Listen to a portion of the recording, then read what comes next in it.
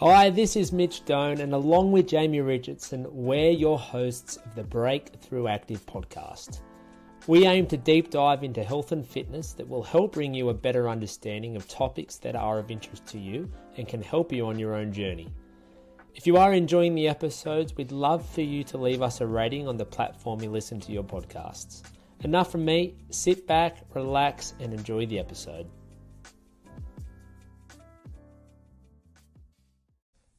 Hello, this is Mitch, and welcome back to the Breakthrough Active podcast. It is Tuesday morning here after the long weekend, so hoping everyone listening and everyone watching had a great long weekend and enjoyed a couple of days, friends and family. I was actually out west near Dubbo in a little place called Gilgandra with my partner and her family. Extremely cold. I don't think it got warmer than 12 degrees out there. But always nice to get away, always nice to catch up with family.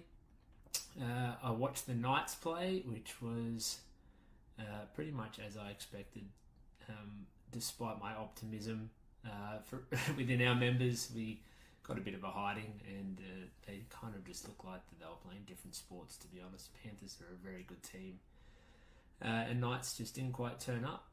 So I'm kind of glad that I wasn't in Newcastle, because I would have gone and would have been disappointed leaving after getting done by 36 points. But anyway, I digress. It's been a tough year for Knights fans. I'm sure if any of you guys followed the Knights, you can feel that too.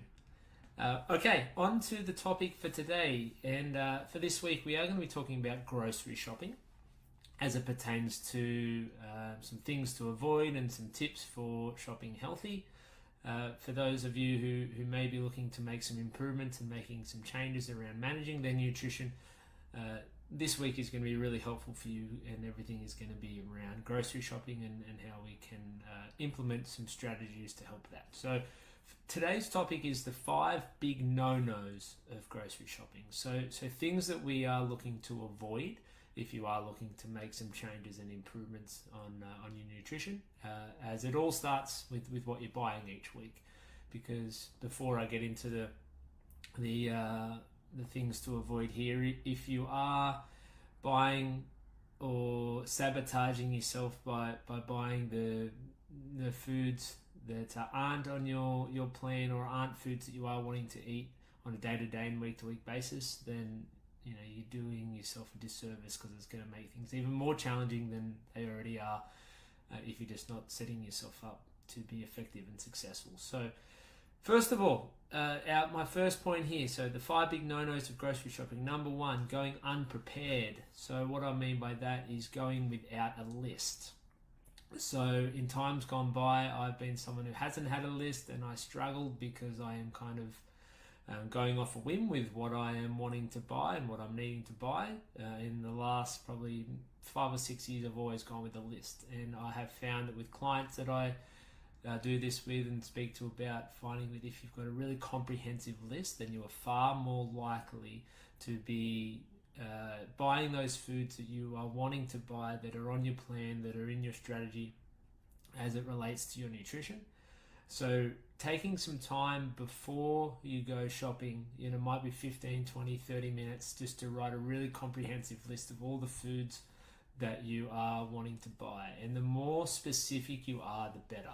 So this may come back to writing certain brands, or writing how the quantities of the foods that you're wanting. Whatever that looks like for you, make sure you're taking the time before you go to write a list. Because if you're going off a whim, or you're trying to remember, then it is very easy for all that to go out the window as soon as you step into the store. So write a list on your phone, or old-fashioned on a piece of paper, take it with you, and make sure you follow that list as well.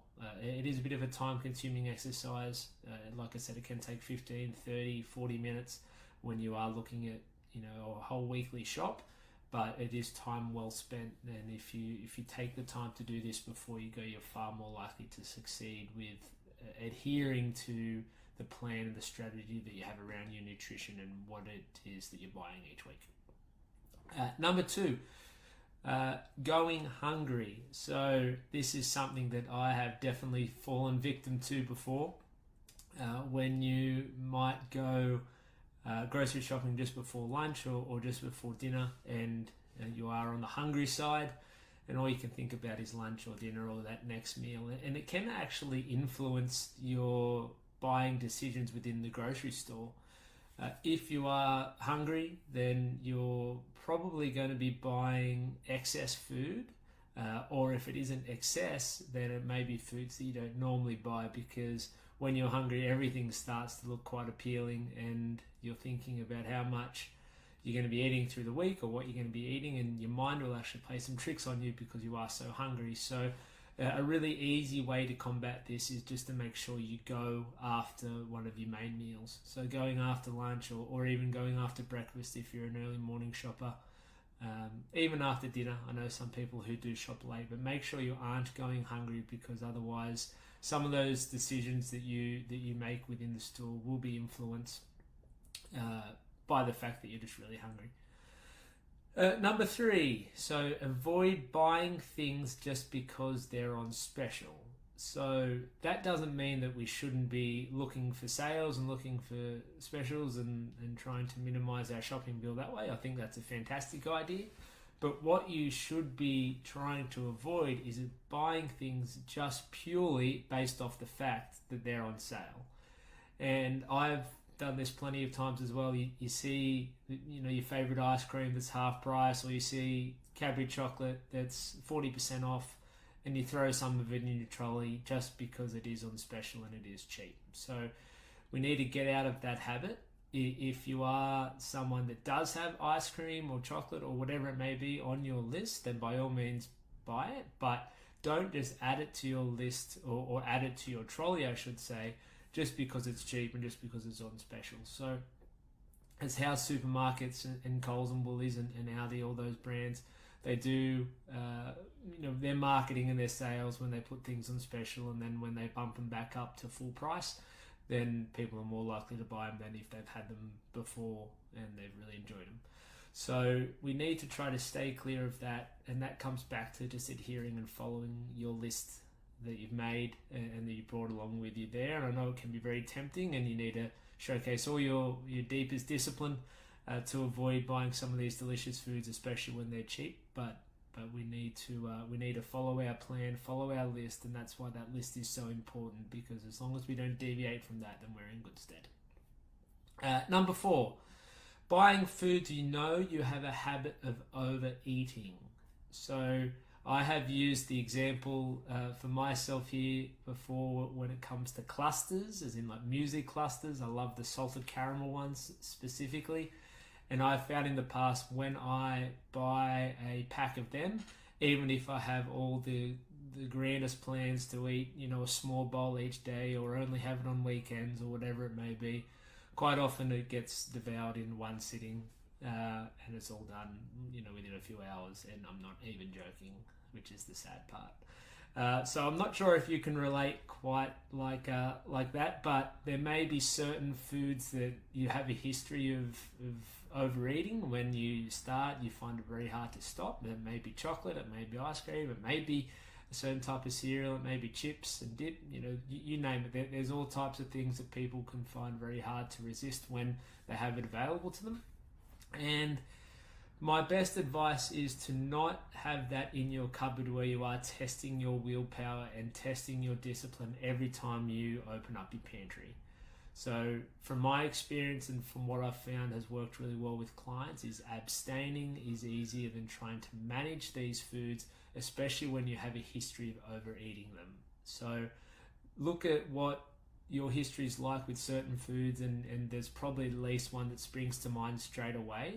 And the best advice I can give you is just to leave it at the grocery store and not buy it at all, because it is going to be an ongoing challenge if you know that that's in the pantry or it's in the fridge, and all you need to do is go and grab it. So best off leaving it at the store. And the very last one is, don't go down aisles you don't need to. So we aren't going to the grocery store for a browse. It's not like we're at Westfield or Charlestown or something like that. You should just be going down the aisles and just going to get the foods that you need. So we don't necessarily need to go up and down every single aisle if we don't need to. So that's, again, going back to that list that we have. we should be following and adhering to that list. So if we don't need to go down aisle 3, which has all the chocolate and stuff in that, then don't go down that aisle. Following your plan, having a look at, and if you go to the same grocery store, you're going to know what aisles you need to, but if not, have a look at what each aisle has in it, and if you don't need to go down that aisle, don't go down it. Just like my previous point, you shouldn't be having to test your discipline and willpower every time that you go to the store or every time you're at the pantry. So the same applies here, and if you don't need to go down the aisle, if there are foods in an aisle that aren't on your list and you don't intend on buying, then just don't even bother going down it. So stick to the ones that you need. Spend most of your time in the fruit and veggie section, in the fresh produce section, as well as the other areas of the store that you are going to be buying your healthy stuff. And if you do need to go down the other aisles to buy 1 or 2 things and do that, you don't necessarily have to go and browse everything, because that's only going to lead to more challenges if you do see foods that catch your eye, or there's a new food out, or again, you might see something on special and it's just making it harder on yourself when you don't need to. Okay, so they're my 5, so I'll just rehash them quickly. First one, going unprepared, to make sure you have a list. Number 2, going hungry. So make sure you have a nice big meal before you go, and then you're going to be far more likely to adhere and stick to your list as opposed to when you're going hungry. Number 3, buying things just because they're on special. So try your best to avoid that. Again, go back to your list. If it's not on your list, don't buy it, no matter how cheap it is. Number 4, buying foods that you know you have a habit of overeating. So in my case, it's muesli clusters. In your case, it might be something else. Do yourself a favor, just don't buy it at all. And then number 5, don't go down aisles that you don't need. Stick to your plan, stick to the aisles that have the foods in it that you're going to be buying, and don't need to necessarily test your willpower and discipline again by going down every aisle and seeing all these delicious foods. Okay, that's everything for today. Thanks again for listening, and I'll talk to you guys on the next one.